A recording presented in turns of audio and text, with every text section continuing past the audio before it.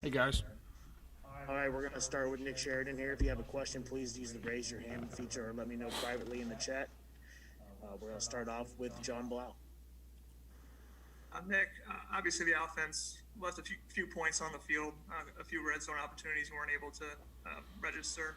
But at the end of the day, I mean, Mike in the passing game, I mean, what kind of rhythm do you feel like you guys are in building from game to game? Yeah, I think we're improving in that area, and I think there's still more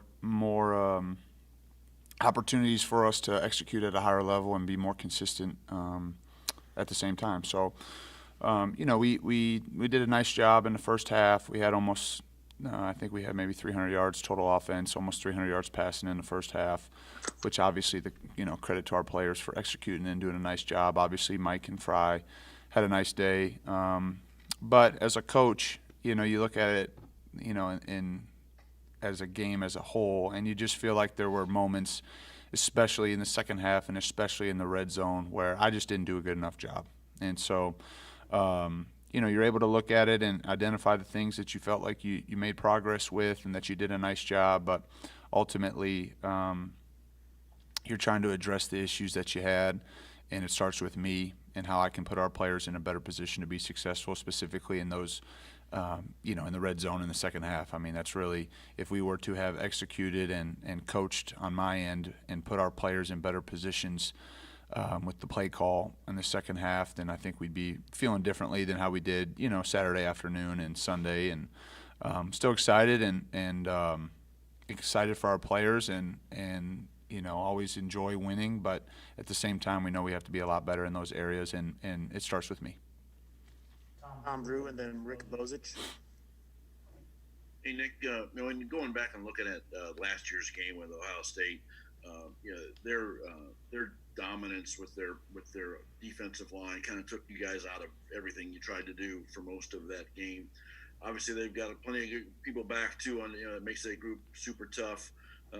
But you have had success so far in similar situations against the Penn States and the Michigans and Michigan States along the way. How much has what you guys have gained in confidence in the last 4 weeks going to help in taking on that challenge on Saturday?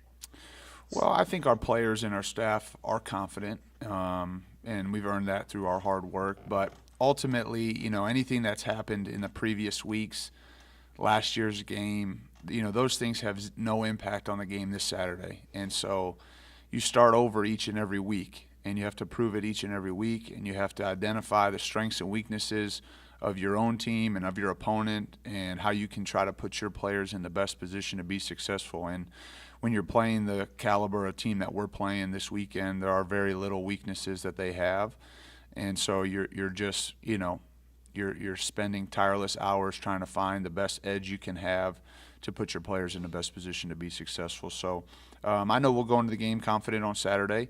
We have tremendous amount of respect for the program and the team and the coaching staff that we're going against this weekend.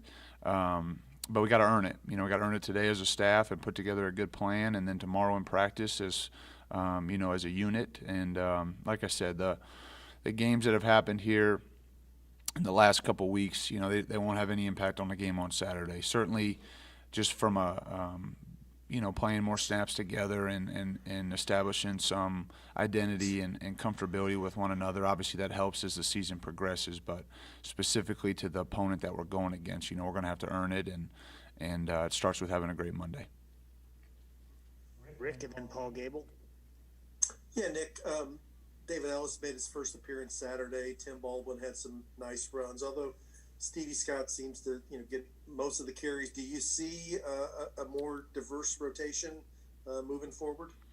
Well, we're always looking at each and every week on how we can best utilize our roster. Obviously Stevie's earned those touches over his career, and has continued to be solid and dependable, and a very physical downhill runner. Does a nice job in the pass game and pass protection. So we're going to incorporate all the players that we have. It's as we all know, it's an unusual year, and so you have to have multiple guys ready at multiple spots, and the health of your roster, can change day to day, and so you have to be able to adjust. You have to be able to cross-train different players.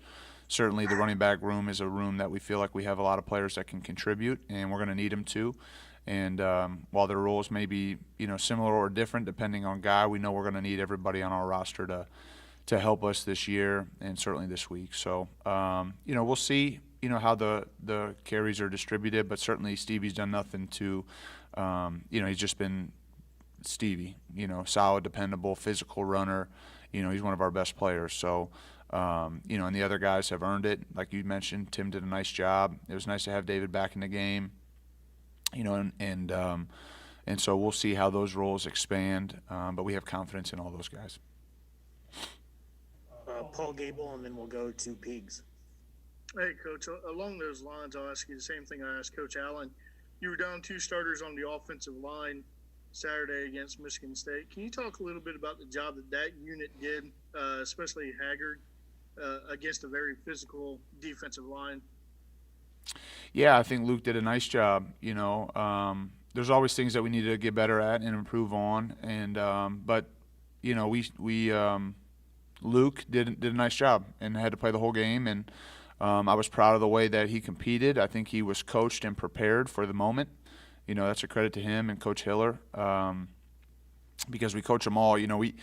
We address the unit, the expectations for the position, not the individual, and so our tackles have an expectation and a standard here at Indiana to play to a certain level, and we obviously feel like Luke did a nice job. There's things that he needs to improve on and get better at, but I was proud of those guys for stepping in when they did and helping us win. Ultimately, we've mentioned, it wasn't perfect by any stretch of the imagination. We turned the ball over twice. We weren't very good in the red area. But there also were a lot of moments where we felt like we did a nice job and were able to move the ball and score points. So the whole group, myself included, needs to just continue to improve, be a little bit more consistent. But to your point, I was proud of Luke and happy for him that he was able to contribute and help our team win. And that's for all the guys across the front. It was a strong front. They were physical. And I thought those guys battled and competed. And then real quick, a follow-up to that. That's a unit that has been getting better each week. What do you think has really moved that unit forward here the last 2-3 weeks? I think, number one, credit to the players for their preparation and their work ethic, and then number two, their position coach, Darren Hiller. I think those are the two primary people or groups that are responsible for their improvement. So, yeah, that's where the credit goes. Pigs, and then Kevin Brockway. Hey, Coach, I don't know if you measured how quickly Michael gets rid of the ball, but has it improved a lot since that opener against Penn State? Because we've only given up 1 sack the last couple games. I think probably has had an increased awareness of the rush and the quality opponents that we're going against. And I think we blocked better up front too. I think, I've mentioned this, we just did not play well, in really any area or coach well in any area in the first game. Just being, you guys watched the game too.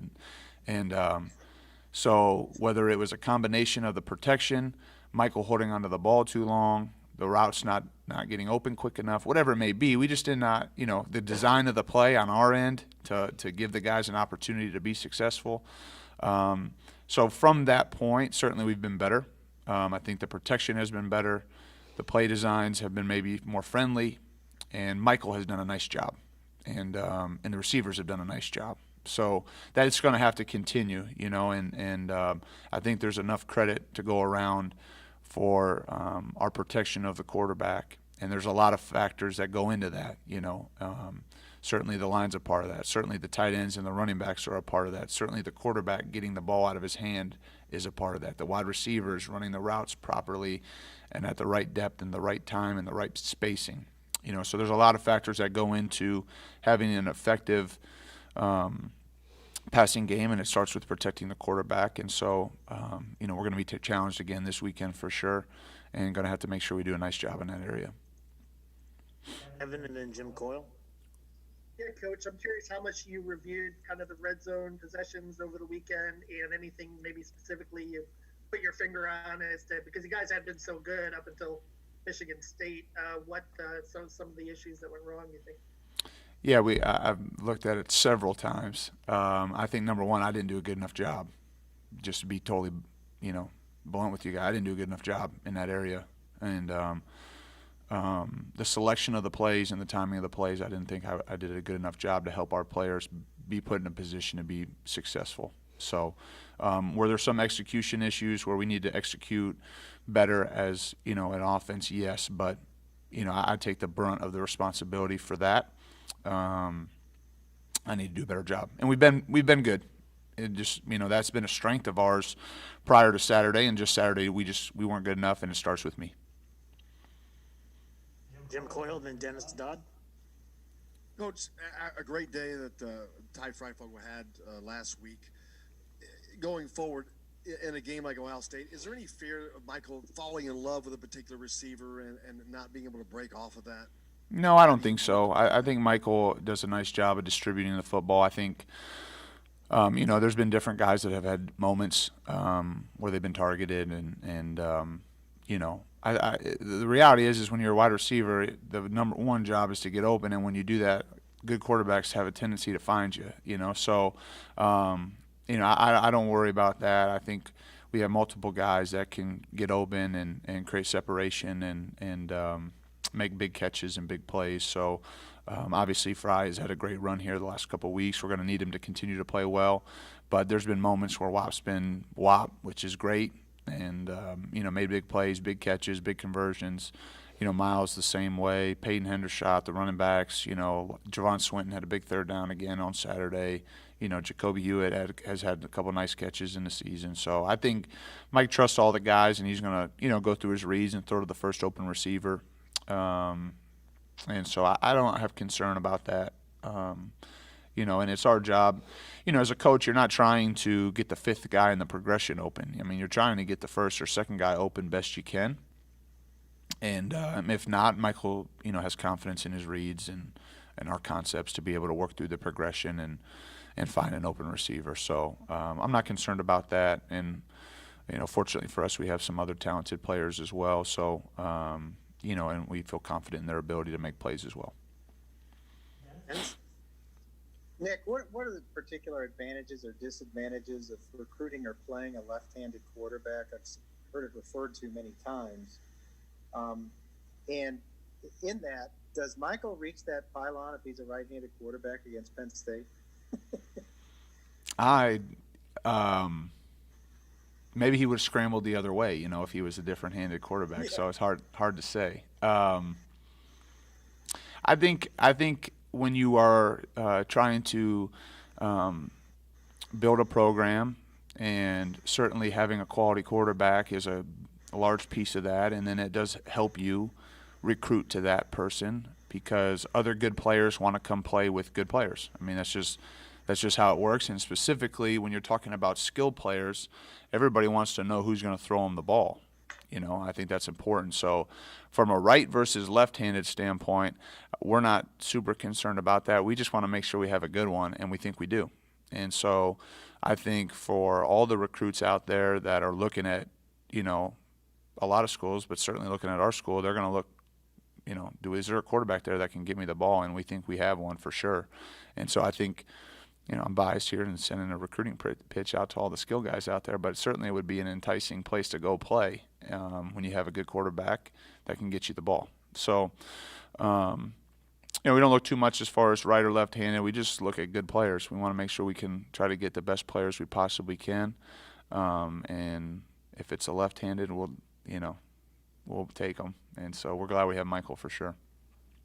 Hey, thank you. All right, thanks, Nick. Okay, thanks, guys.